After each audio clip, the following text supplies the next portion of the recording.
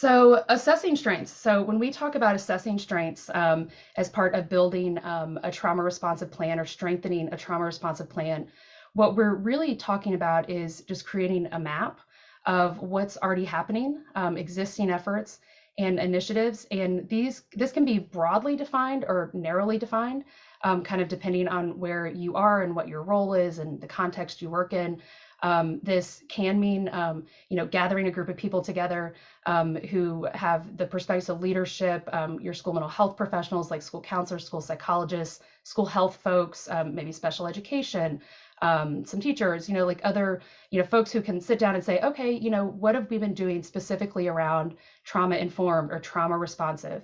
And in our school or in our district, in our classroom, in our grade level, so it can be very focused on trauma. It can also be broader.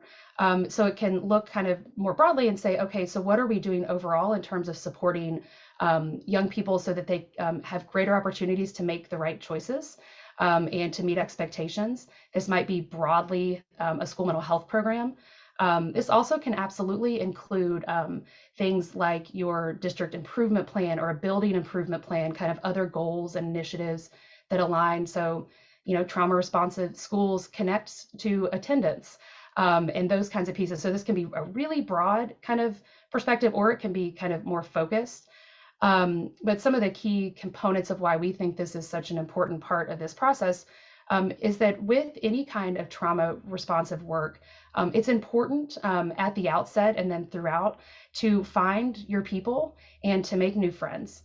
It is impossible to do this work all on your own.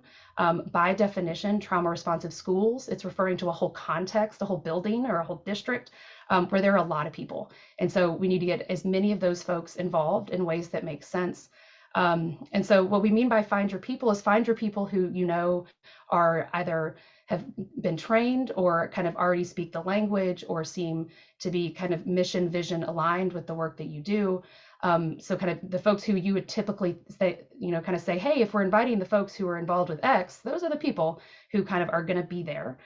And then also to make new friends. And what this means is that once you have that group of folks who are going to come together and everybody's going to kind of be nodding their heads, look around the table and see who is not represented.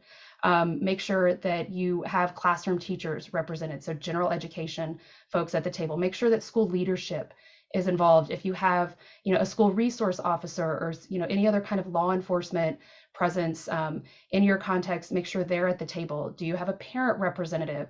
And this list can go on and on and on. So also, again, the idea is, wherever you are, you're in exactly the right spot to start whatever it is that you're going to do next.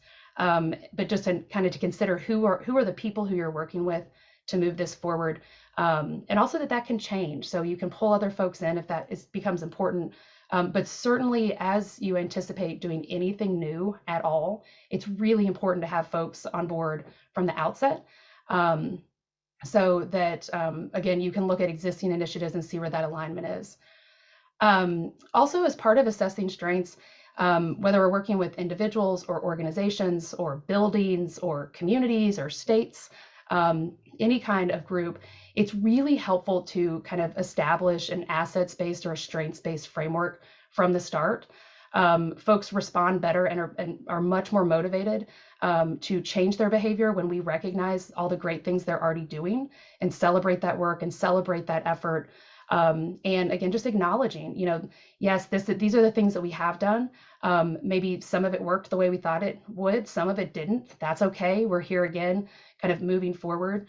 One of the things that often happens in schools, and maybe this is true for the school or schools that you work with, is kind of this kind of battlefield of fallen acronyms of like, oh, well, let's go through the acronyms of all the programs that we've done over the last 10 years. And it just becomes like this alphabet soup. And so there's initiative fatigue. That's a real thing. And so I think this is a place where we can come together and acknowledge, yes, here's what we did. Here's what we want to continue to do. Here's what we maybe don't want to continue to do or adapt. This is what we want to expand to more kids or to more adults. But a really important part of this strengths-based assessment is kind of getting a clear sense of where you are.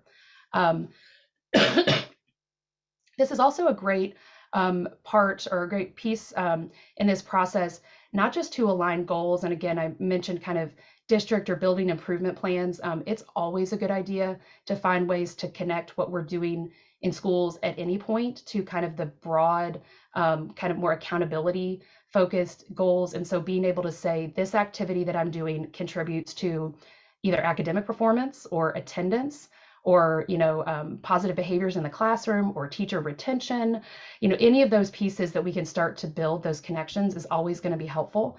And also kind of checking our vocabulary. And so right away, just want to acknowledge that with our vocabulary and the way that we titled this series and even our introduction, calling this trauma responsive versus trauma informed versus trauma sensitive, these are all important words. And they do, in some spaces, really clearly mean different things. Our experience collectively is that at this point, kind of in the trauma-informed responsive evolution in schools, the language has gotten pretty muddy. And so what is the difference between trauma-informed, trauma-responsive, trauma-sensitive? I think it depends. We really are liking kind of the trauma-responsive language right now, and we're seeing that more evident in things that are happening at the state level and nationally. So that's why we went with trauma responsive. But again, this is a time as you're working with your friends and new friends and teams to just have those conversations. What do we mean as a group by trauma informed or trauma responsive? What's the language we're going to use? What is language we're not going to use? This is also a great time to anticipate, depending on your context and how things are going in your community. It's a great time to anticipate where there might be some potential roadblocks or pitfalls. So if you are working in a school or in a community or in a context where there is perhaps some new or evolving politics or issues around things like social emotional learning or critical race theory, lots of conversations about equity. We love conversations about equity. It should be a part of everything we do. This is also a time to kind of say, okay, vocabulary wise, or the words we use, this is what's going to be helpful for the work that we're doing, and just to be aware of it. I think there's all kinds of reasons to make all kinds of choices in terms of language. I don't think there's any one right way or wrong way. I think that being prepared is always easier. And so just to kind of have that conversation and think it through. And that's certainly something that if you have questions or concerns or want to problem solve around that, we would love to talk more with you about our experiences and ways that schools and other folks who work with schools have handled that and responded, if that's ever helpful. So kind of moving along with this, I think one of the tricks with anything that we're talking about that is new or different is to find this kind of sweet spot between making whatever you're talking about new enough so that it's not the same old thing, so that it's a new concept. It's the new iPhone. But also not making it so new that it seems like it's overwhelming. So this is a tricky balance. And we in schools, this is constantly an issue, right? Is this really the new math? Is this the old math? How is this different than this other thing? And so kind of finding that sweet spot. I think it's also okay just to call this out and just to name it as what it is and saying, there are parts of this that are new. There are parts of this that will be practice or reminders for folks. There are parts of this that connect and some that don't. And just say it out loud, which I think helps people feel more comfortable in having conversations and having valuable quality conversations about what it really all means, which is what we're trying to get to. The words aren't so meaningful if the actions don't correspond. And so a lot of times we get caught up in the verbiage. And so kind of having these sort of proactive conversations is super helpful. And again, setting yourself up for success longer term. And so thinking about, okay, this is, if you're thinking about for this next school year, what are some new things we might consider or add or take away? Thinking about not just this school year, but then the next school year and the next one too. Thinking about things like teacher retention. What happens if you have a lot of workforce turnover?